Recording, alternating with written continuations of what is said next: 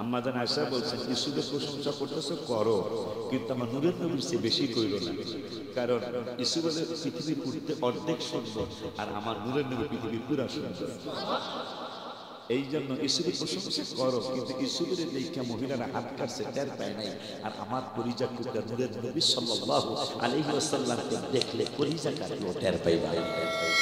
এই জন্য আমি গজলে লিখছিলাম, যে মদিনায় যাইবে নবীর দিদার পাইবে, যে মদিনায় যাইবে নবীর কইতে পারতেছে শাফায়াত করবেন শাহে মদিনা।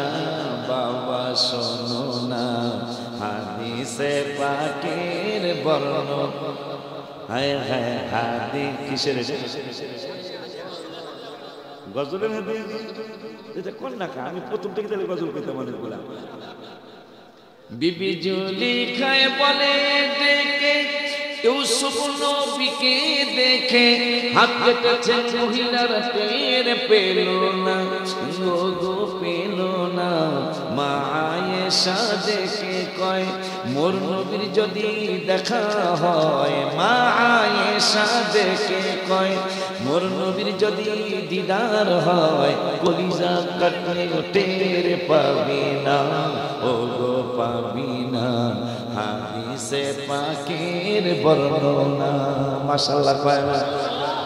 সিদ্দিকে আকবরের দাবি দেখবি যদি একবার নবী, জীবনের আর জ্বালা থাকবে না, গো থাকবে না।